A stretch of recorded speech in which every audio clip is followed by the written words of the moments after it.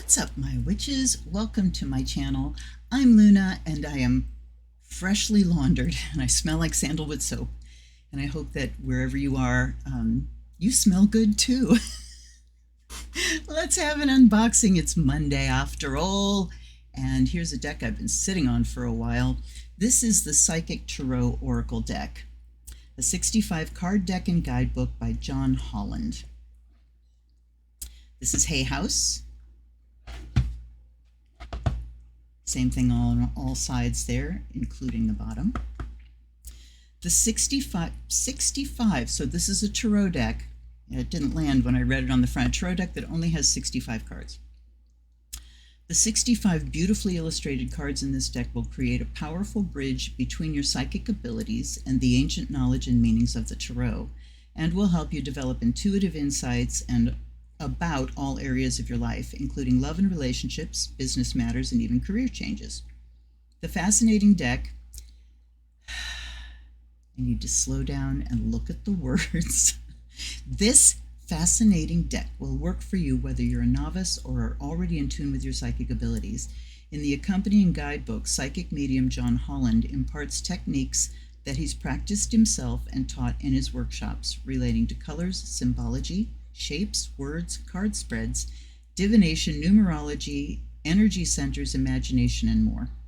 By using the cards, you'll be able to incorporate John's techniques when you do a tarot reading for yourself or others. Let's see, cover art, John Matson, cover design, blah, blah, $25 in the US. I do believe I got this on a Hay House sale. And it was a deck that I just wasn't aware of, which is why I picked it. Ooh, purdy, can you see? Purdy. I keep forgetting I can't really hold things up because it won't focus. I have to switch my camera to fixed focus so it doesn't do the annoying thing. Anyway, here's the guidebook. Here is a very chunky guidebook. Let's read his bio. John Holland is an internationally renowned psychic medium and teacher who lectures, demonstrates, and reads for private clients, and who has spent more than 20 years developing his abilities. He's been featured on the History Channel, A&E, Unsolved Mysteries, and in numerous articles, as well as becoming a familiar voice on radio stations throughout the world. He's the author of the bestsellers Born Knowing, Psychic Navigator, and Power of the Soul, and he's at johnholland.com. All right, so nice chunky little book, chunky big book, and this is copyright 2007. We have other Hay House products by John Holland, and then we have the contents: introduction, understanding the card structure, getting started card spreads, psychic development, color interpretation, numerological meanings, symbols, and images. I really like when an author does that in the very beginning of the book they lay out, here's what you're going to encounter in this deck, and here's what they mean. Then we have the major arcana cards, and there are 22 of them. So the 65 cards as opposed to 78 means that we're missing 13 cards. The quartz altogether are 16 cards. So I'm really curious as to what gets left out here. So the minor arcana, and I will say the majors are renamed. The minor arcana physical is a suit, red border, and they each have a title. Emotions are a green border. That's an interesting choice. Those are interesting choices. Well, as a pagan, green would be the physical for me. Red would be the spiritual or fire. Emotions would be blue, so I have to get beyond. This is where at times you just have to get beyond your own internal paradigms to step into the context of a deck as it's being presented, to give it a fair shake, Mental is indigo. Okay, that does make sense, although sky blue. At any rate, spirit is violet. Then we have the chakra cards. There are 7 chakra cards. So what we don't have, so the suits go 1 through 9. We get 9 cards in each suit. So that's 36. And then another 7 is 43.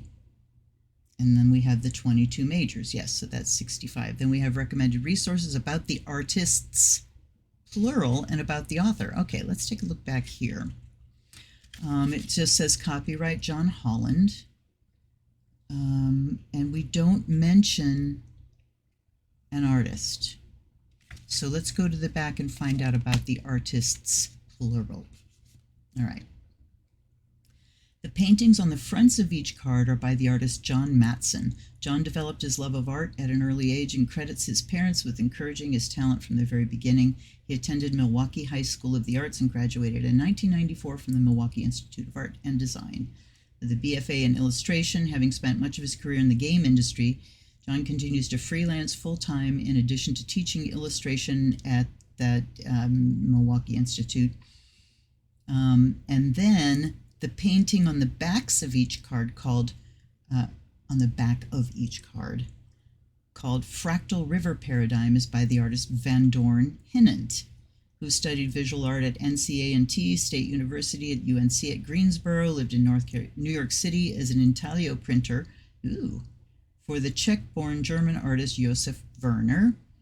His original works of art are in numerous public and private collections across the U.S., and some works are in private collections in Africa and Europe. He has a great curated art. He has guest curated art exhibitions, served as a curator, and Along with being a studio artist, Van Dorn serves as a visual arts education consultant and works with youth and adult learners. Lovely. And he has visionsofenergy.com, and John Matson has johnmatson.com. So there we go. Now let's take a look at the intro.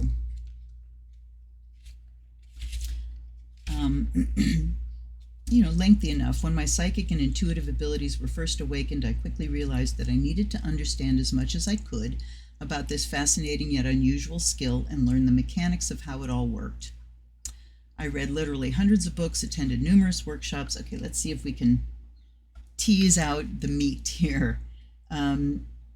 Traditional tarot, both major and minor arcana cards, is a form of divination using a deck consisting of both major. Although the first tarot deck seems to have appeared in medieval times, its exact origin remains a mystery.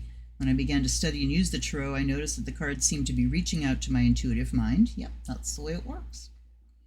Became increasingly aware of color, shapes, figures, numbers, symbols. Okay. So the cards were talking.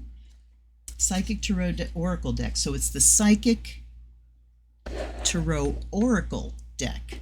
Tarot Oracle, okay.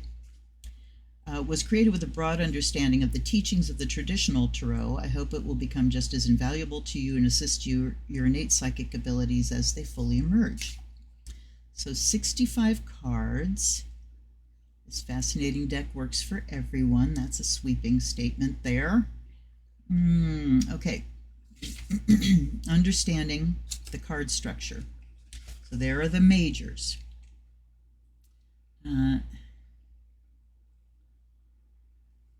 Minors are composed of 36 cards divided into 4 categories. Each section has 9 cards numbered from 1 to 9. They're more representative of daily life, physical, emotional, mental, and spiritual, and the chakra cards are the energy centers. I would like to know why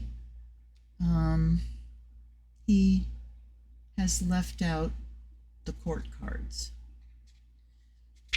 It doesn't seem to be mentioned here, and I would really like to know, with any author that decides to step outside of the context, the traditional context, and redo and rename, I'd like to know why. All right, chakra cards. If one of the chakra cards is drawn, it's a reminder to be aware of that particular energy center and the qualities it represents, and apply that information accordingly to the reading of the cards or spread.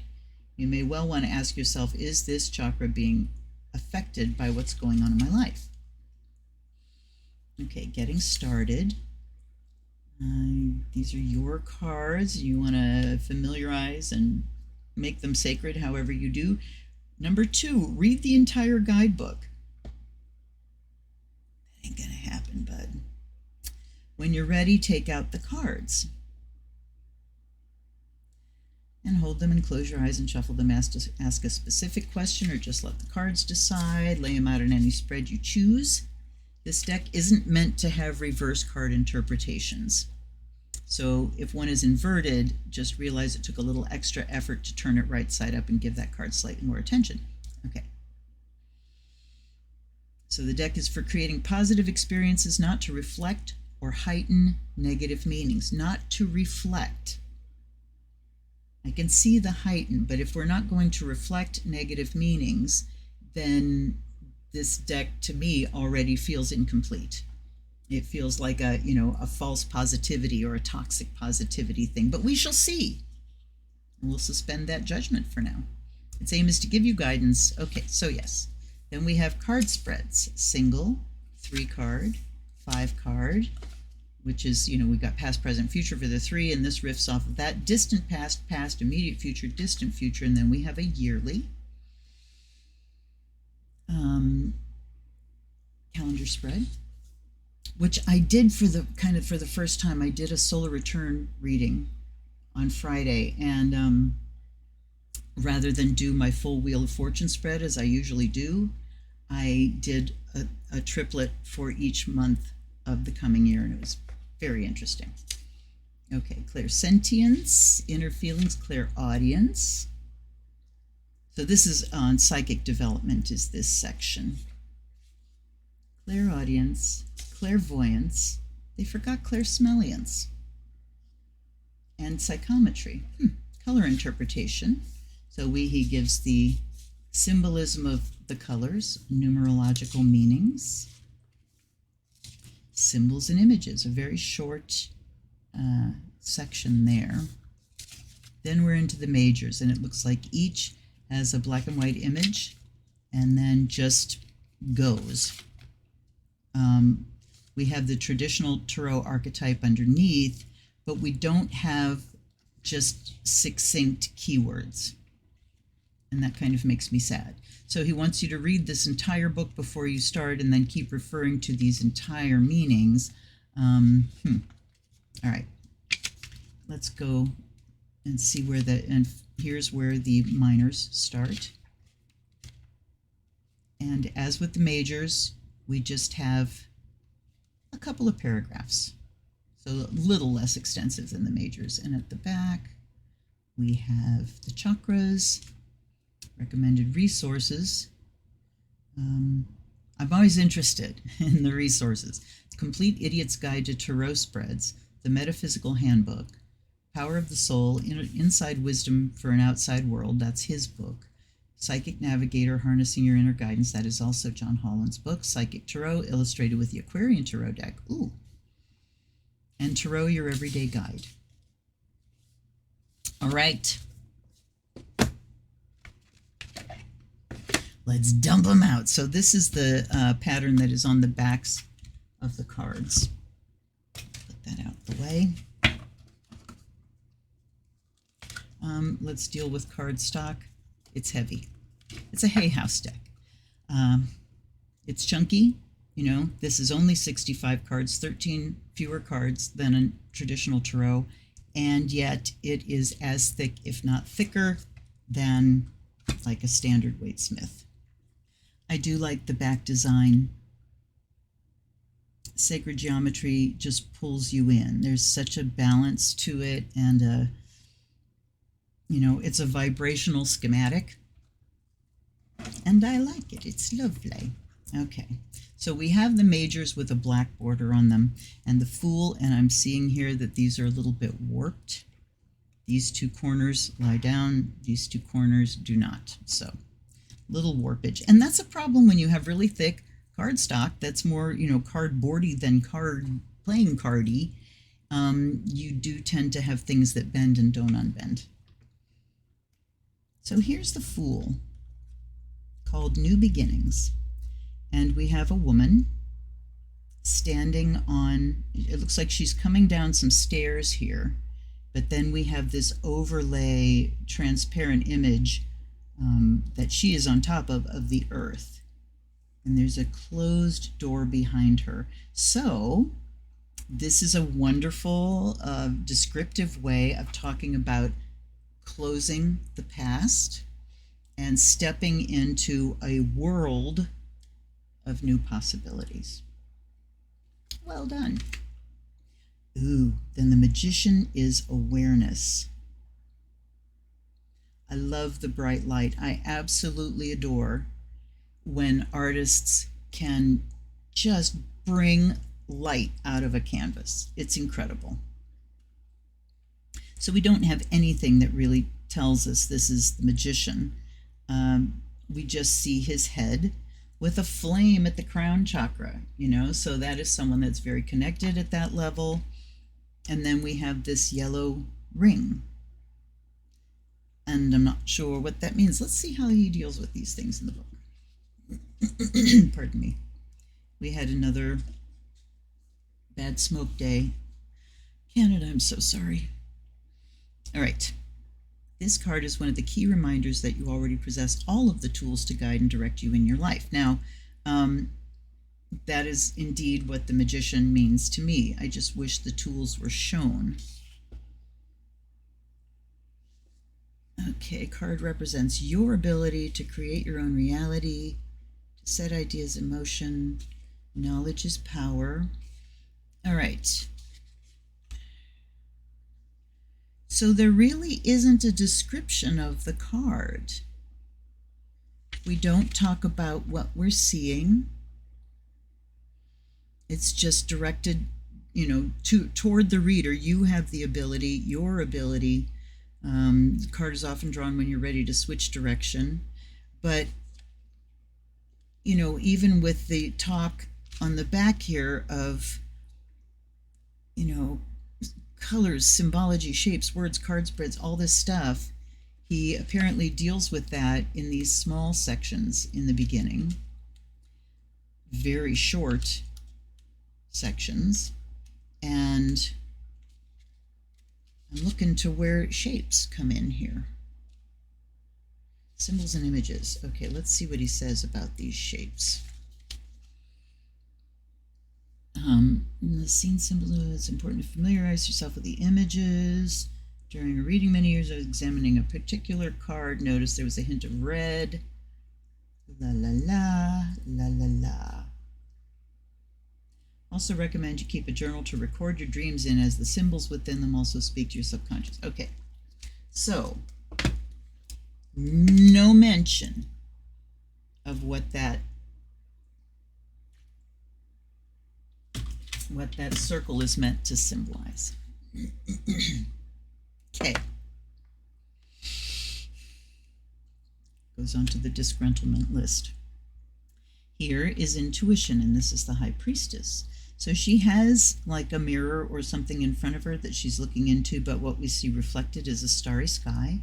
And then we have another door. Doors are great symbols. And from behind this door, there's massive light shining out. And then it kind of looks like she's up in the sky. So,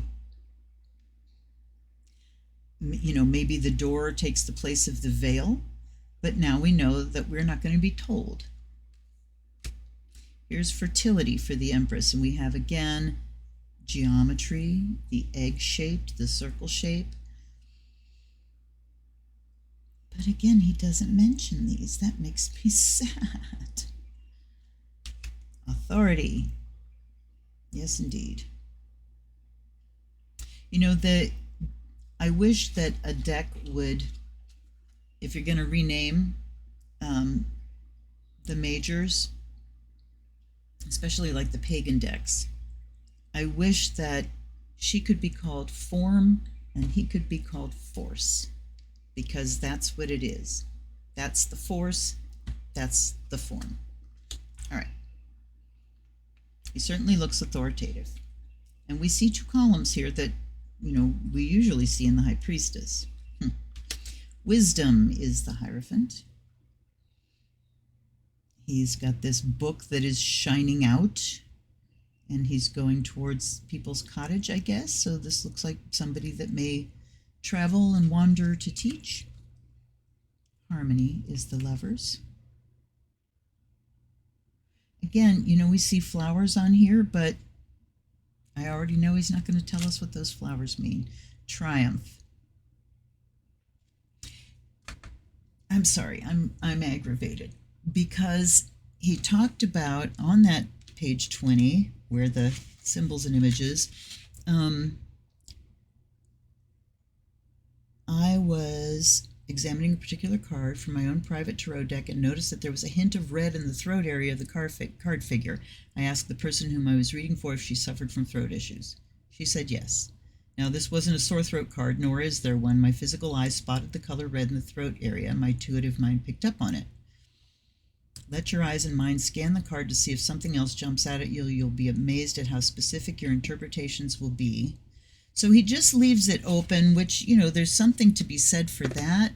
But when you're touting on the back that, you know, you're going to get numerology and color and symbol and, you know, I'm looking for a foundation in that. The Chariot is called Triumph, which looks an awful lot like the Six of Wands. Then we have Power, but we can tell these are majors because of the black border. Now, I do appreciate when we're renaming everything and rewriting the system, that there is a quick and easy way to distinguish. To distinguish whether we're in the majors or minors and what suit we may be in. So here's Strength. It is renamed as Power, and we have a male figure. Solitude is the Hermit, and we have swapped genders here as well. I will also say that this deck so far is white. I don't see any racial diversity. Solitude. She could be mistaken for the High Priestess. All right. Wheel of Fortune is Destiny. I like that. Balance is Justice. So we have no references to the Justice card. You could be forgiven for thinking this might be the Magician because we do have the symbols of all the elements here. Again, a bright circle, angel wings, no scale, no anything else to indicate that this is Justice. And it's called Balance. Sacrifice. Now, just within its own context, sorry, I keep backtracking. You know, balance can be, yes, these are the balance of the elements. We have Wands and Blades on the outside, Pentacles and Cups on the inside. But, you know, since we're not using those names for the suits or explaining those tools, it's curious to me that they included them. Here's Sacrifice. It didn't include them on the Magician. Okay. So Hanged Man is Sacrifice.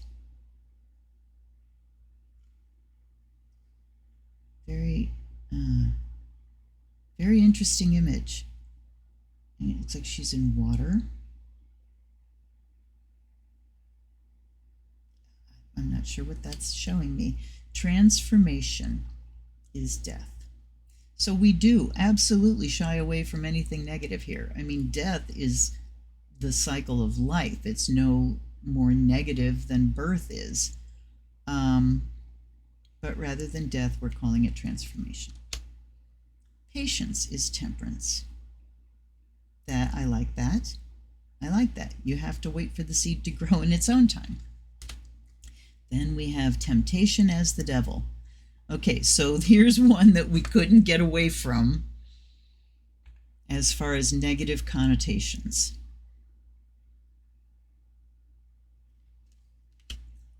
And then for the Tower, we have Disruption. So again, he hasn't completely stayed away from the facts of life, and I appreciate that. The Star is Hope, looking very much like the sun. The Moon is Shadow. Okay. And the Sun is Light. This looks like the star. This looks like a sun. I see stars here. I see a sun here. And that's a bit confusing. But it says Hope, and that's the star. So here's Shadow and Light. Truth is Judgment. Interesting. I do like that. I do like that. And here is universe. Now we are into, pardon, the physical suit. And we don't call them aces. These are just the number 1. Prosperity begins. We see a seed planted, a tree growing. Movement, choices, decisions is the 2. So you see that meaning is reflected in the 2 of Pentacles. It talks about, weighing and balancing decisions, juggling resources. The 3, recognition and reward. How interesting. But it makes sense, coming from the 2 of decisions and trying to work things out, and then we achieve here. Firm foundation is the 4, so we'd get none of the miserly things. And looky, we have racial diversity. Have I missed it? I mean, this is certainly looking like an island culture. We do have diversity further on. So, good. Firm foundation. And then we've got this red triangle, which says fire, fire, fire to me. Okay. But then we have, look at, we've got a Roman aqueduct, that have survived for thousands of years, and a mountain. So firm foundation, yeah. Financial and material changes is the 5. Material and spiritual prosperity. Patience and planning is 7. There's just, every once in a while you get just a little hint of the standard. But like this, the 6 of Pentacles, material and spiritual prosperity, we get no hint of the 6 of Pentacles of, making payment, offering support, money that's not worked for, that kind of stuff. Patience and planning, positive movement forward is the 8. That is more like the 6 of Swords. Okay, and no vibe of the standard. Here's material harvest. So yeah, 9 of Pentacles, that makes sense. But then, whoopee, here we go, on to the next suit. So we don't get like that culmination card. So, you just got to kick out of your mind that it's going to be a 1-to-1 of standard tarot. So I will now move along a little more quickly. Love begins, and the green is emotional, right? Is that what he said?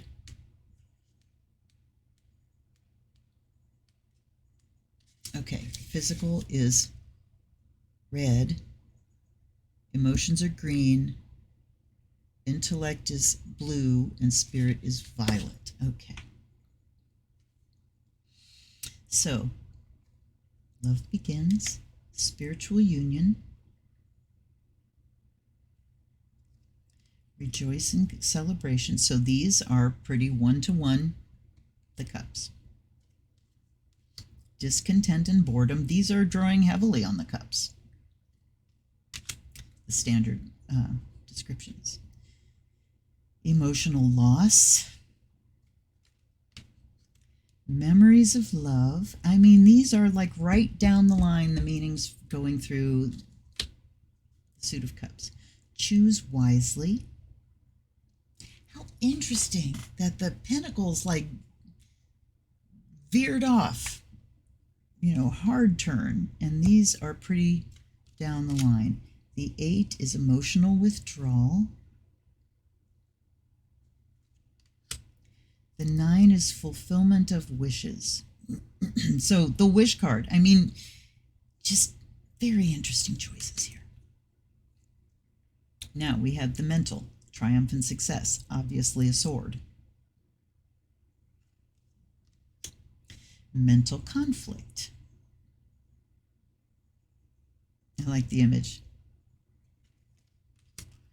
Heartache and loss. So this suit is right in line with the traditional as well. Rest and rejuvenate. If you did not know what this suit was, you wouldn't know. If you didn't have the blue to indicate, I would not know. So glad there are keywords. And I think that's what really attracted me when I looked at the sample cards, were the keywords. 5 is conflict and defeat. 6 is moving on. 7 is deception and envy. Ooh. I really like this because the 7 of Swords usually is known as the thief card.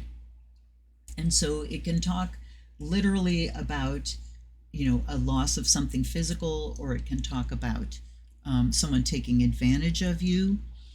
But the deception and envy really puts you in that place of, why am I feeling something's being taken from me?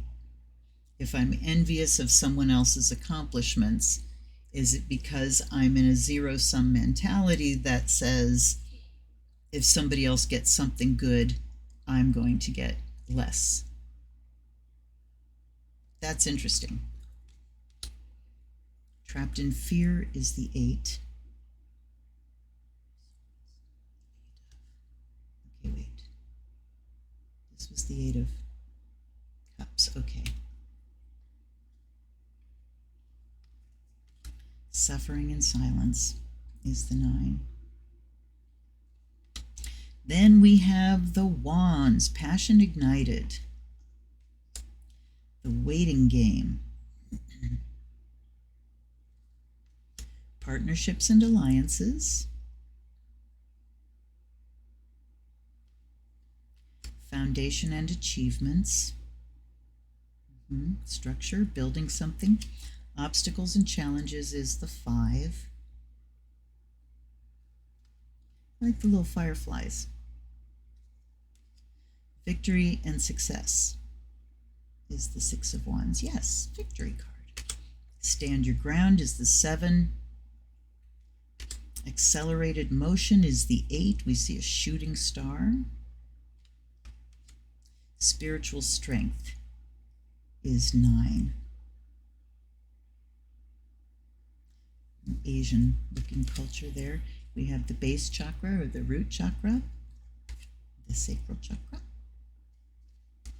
the solar plexus. So in these we have the number of petals, and we have geometric forms in the middle, along with the color associated with the chakra. Solar plexus chakra, the heart, throat.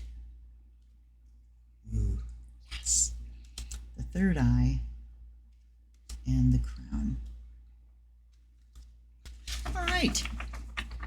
My charcoal is all lit up, and let's see if I can get one more blessing out of this sage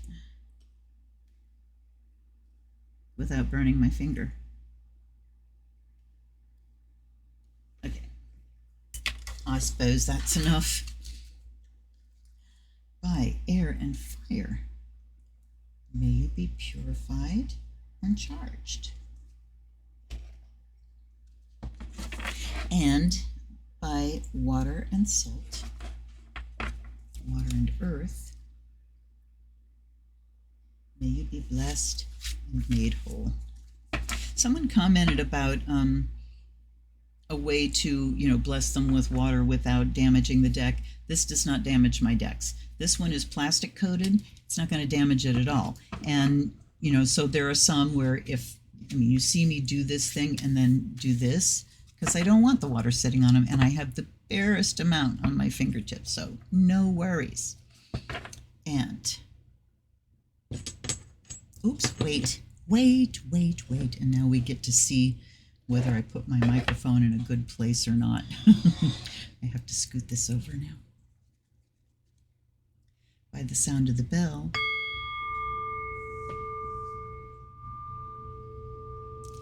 may the spirit within you awaken. Guides and guardians, allies and ancestors, Thank you so much for being here.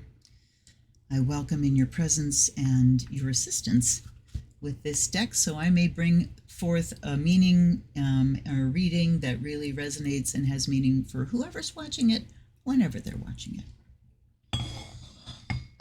All right. Let's get that out of the way. And I offer you fresh water. I offer you the fire of Azrael.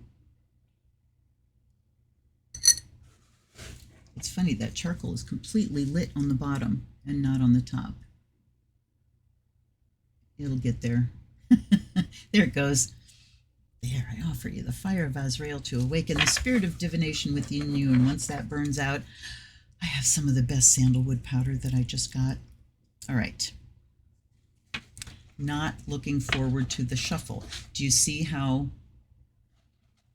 stretched my hand is to get a hold of even half of the deck? Wow, they don't bend. Look at this. They don't bend at all. It makes me sad. I am going to split it and riffle the halves anyway, because that is the best way to get the best mix, you know, to get them randomized. And this is the thing. Shuffling has so many purposes. The very first purpose is to randomize the cards so that we don't know what to expect when we pick a card.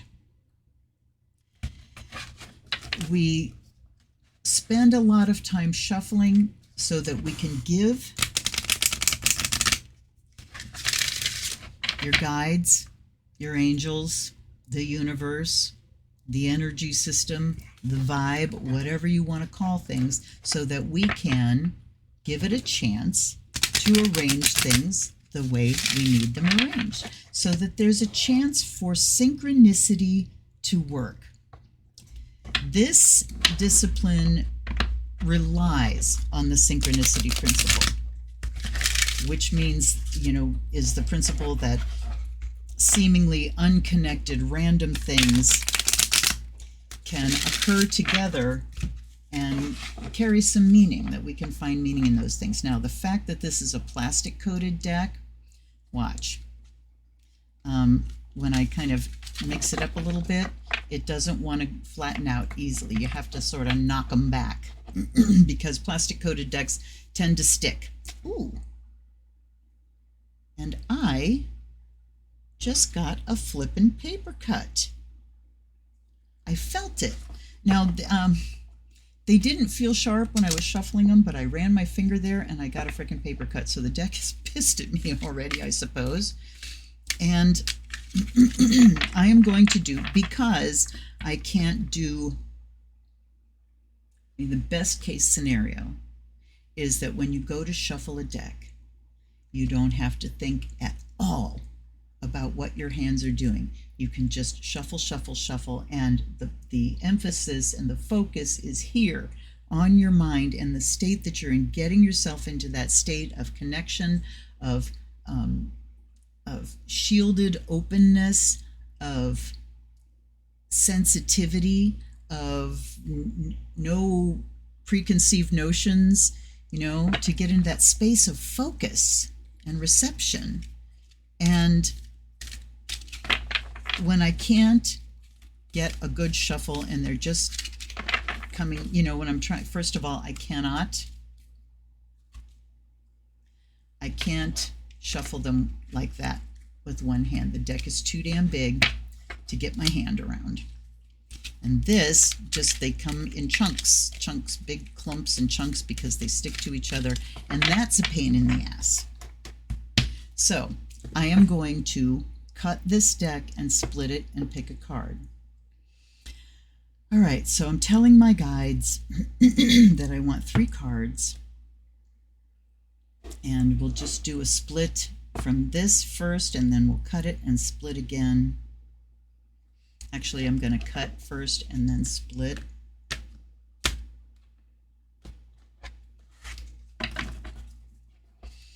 First card, please. Ooh, I have it upside down. We have the heart chakra.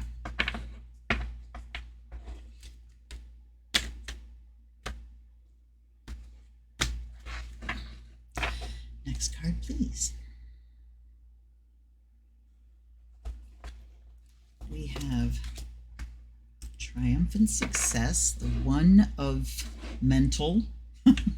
It's funny because they don't name the suits. He says, you know, physical, emotional, mental, spirit. So the suit of mental.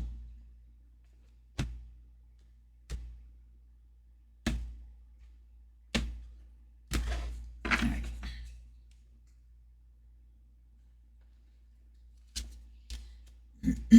So we have two suits of mental, two cards of the mental suit. And we go straight to the book, of course. So we have heart chakra, and the three-card spread that he puts in here is for past, present, future. So we're going to look at it first, just like openly, and then we will mush them into their categories. So here we have keywords. Key facts of the heart chakra. Color is green. The sound is yum. The element is air. The gland is the thymus gland, which is right there. And the key words are I love. Parallel to the heart, this chakra represents unconditional love, compassion, harmony, relationships, and healing. It's believed to be the link between your mind, body, and soul. Balancing this area may take a while, but you should allow all the time that you need so the healing energy can get through and flow freely. By loving yourself and others, as well as learning forgiveness, you'll become more attuned with spirit. So we are talking about our own ability to feel, our own ability to have compassion, to have empathy for others. And it's all about love. Then we have triumphant success. Now, when you go into the book here, you know, let's say we're going into the minors. When you're kind of sort of leafing through, I mean, you would have to go to the table of contents. Each card is listed in the table of contents. So you have the border that tells you which suit to look in, and then you can look up the page number. Otherwise, you know, you're just flipping through, and the images don't really give you clues to the suit. Fortunately, the color does. So they have made it easy for you to find the cards. And they do say, you know, physical red border, emotions green border in the table of contents. So this one is the number 1. All right. The first of the mental cards signifies that new beginnings and exciting challenges may be before you. By utilizing your strength, willpower, determination, and focus, there's the potential for you to reign triumphant in many areas of your life. In traditional tarot, this card represents the Ace of Swords. So he is referring, that's interesting. And since a sword is double-edged, it can cut through all the barriers that hold you back if it's done constructively and with precision. Remember that there's another side to the blade. If you're rash or use it in a destructive way, it could be harmful to yourself and others. Always pause and think before you act. This card is a reminder to vanquish negative thoughts from your mind, strengthen and tap into your mental powers, and use clarity with control in order to initiate new ways of thinking. So that is a very good description of the Ace of Swords, and he refers to the Ace of Swords. The double-edged blade, I have always seen, you know, because that's the symbol of the athame in the craft, I've always seen that as choice and consequences. You know, it cuts both ways. When you make a choice, there is also the thing not chosen. When you make a choice, or when you commit an action, there are the consequences to that action. It's karma. Double-edged sword is karma. Simple, plain and simple. And then we have suffering in silence. I wish we'd gotten another suit, but hey. The number 9 denotes completion. Are you finally ready to let go of those limiting negative beliefs, or are you allowing the issues in your life to become bigger than they really are? Your mind has been doing quite a job on you lately, and even your dreams may be trying to get your attention. When you learn to let go of the worry, despair, and sense of hopelessness, a positive new way or path will be shown to you. This card follows trapped in fear, the number 8 mental card. When your fears aren't confronted, your mental anguish will continue. So see, he does deal with the kind of negative stuff. And good. I'm glad. This is a reminder to take action and trust that your soul and the power of spirit will grasp you firmly by the hand and guide you, but you must take the first step toward healing and let go of the mental distress. Don't suffer in silence. Reach out for the help that's available. Okay. So I do like the reading we're getting here, and I'm going to take some more cards, and I'm not going to read the book meanings. Because there are keywords on the cards or a key phrase, you can immediately pull this deck out of the box and start throwing down cards and get a reading out of them. And I do really appreciate that. I love keywords. So basically, we are dealing collectively with our ability to empathize with each other, with our heart center. Triumphant success says that we really need to, and I mean success as the one card is kind of an interesting. I'm going to go back to that because, all right, I got to look it up in the contents.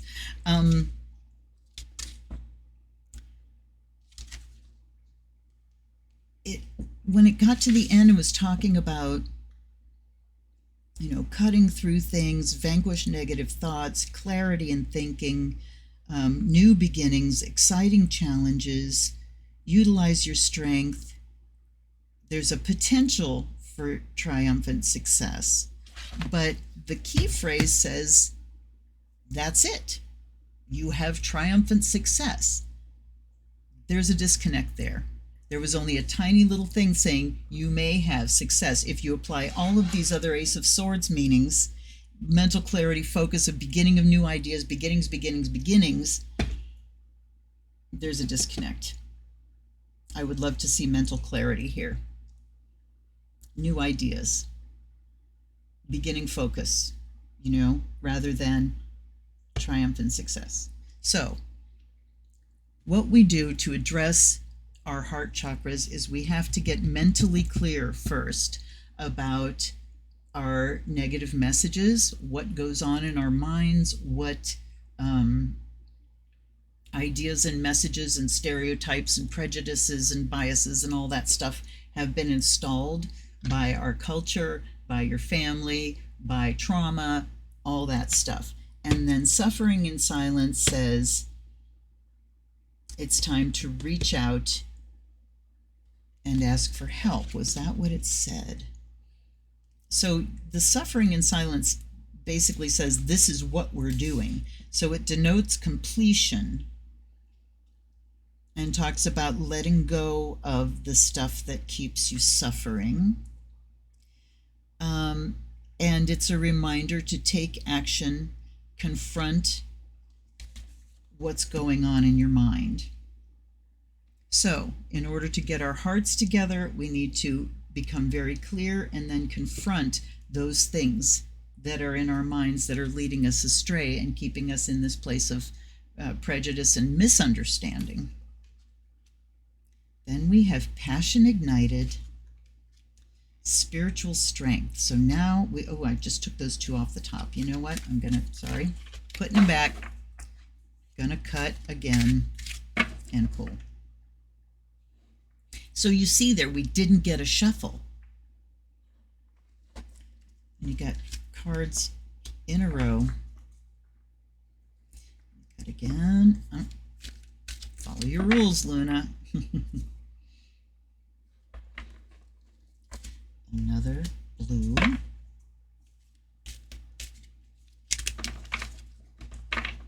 And one final one. And we get a major. So I want to mention that the chakra cards also have black borders on them. All right. So coming from that point of the heart and mental clarity, insightful focus to look into our mind and discover what's there, discover the truth of what's there. To do that is to experience emotional loss, is to experience where we have encountered the insults of our culture and the way of being. So we do have to acknowledge, if we want to be fully open-hearted, we really do have to heal our own wounds. To open your heart without doing that is, is to suffer emotional loss. But I don't think that made sense. Anyway, what I just said before. Let's go over here. Triumph and success, suffering and silence, and then we have mental conflict. All right. So, again, the key words are causing me consternation here.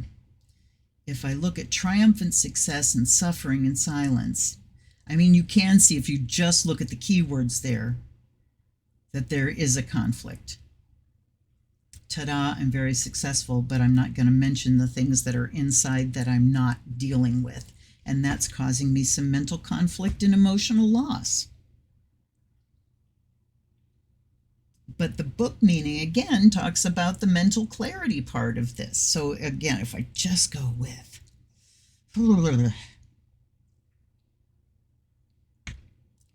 so we need to deal with our mental conflict and emotional loss, and down at the bottom we get intuition, the high priestess.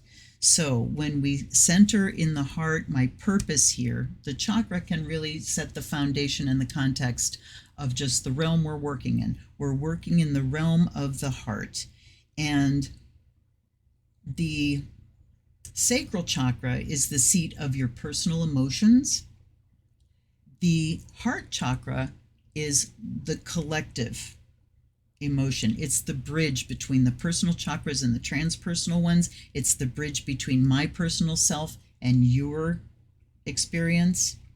So where compassion and empathy come in. So it's kind of a higher level. So it's saying that we really need to work on our collective emotional state.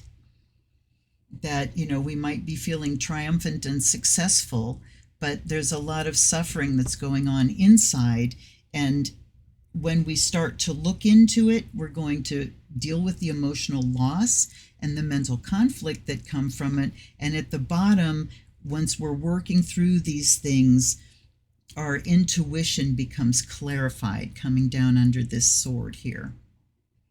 Why does it become clarified? Because when you have a lot of unprocessed trauma, you more often than not can get triggered by events rather than, it's like your trauma gets triggered rather than your intuition.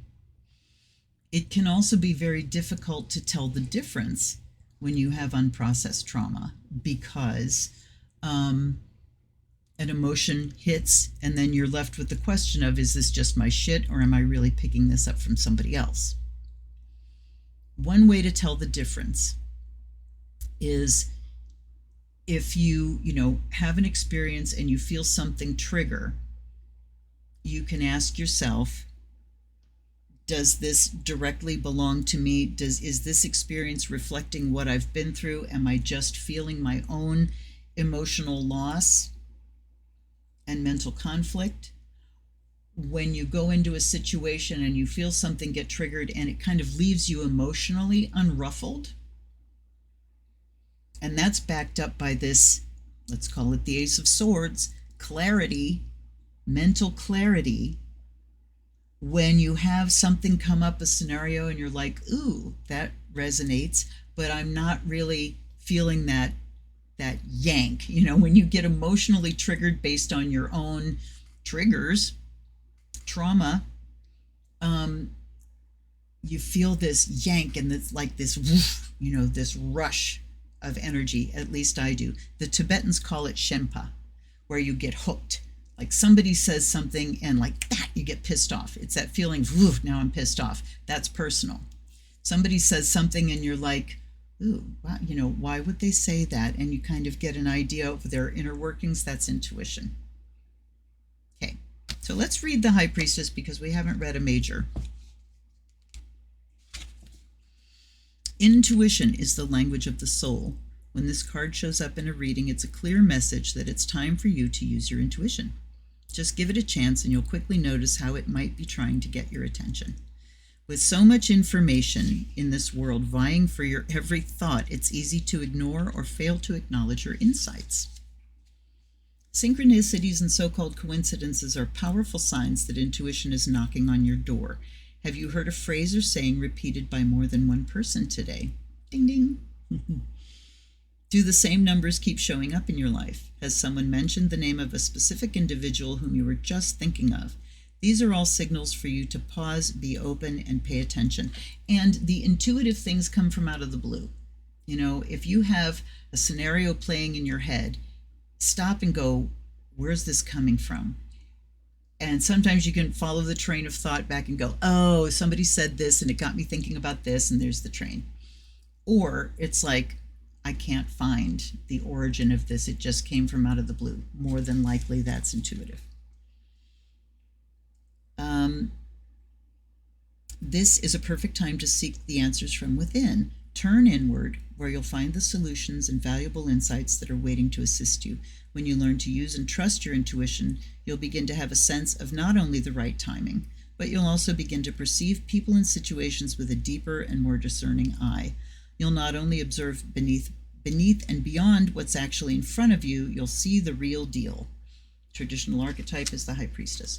So, like, we're dealing with our collective emotional loss, and we need to sit with that and integrate. We're suffering in silence, and we have mental conflict.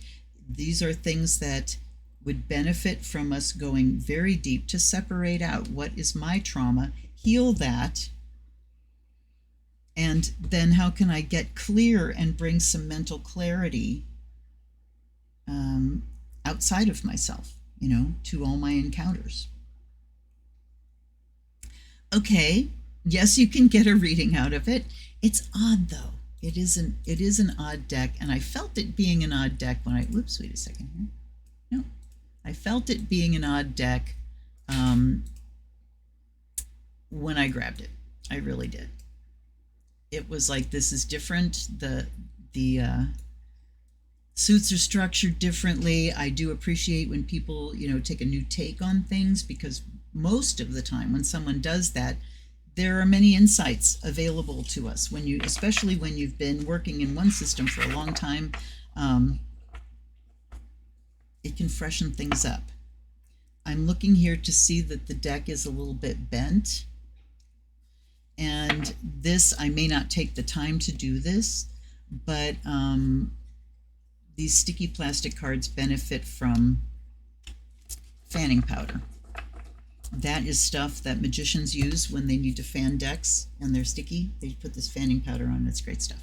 All right. What do you guys think? How do you feel about this deck? Do you have it? If you do, I would just love to hear your take on it.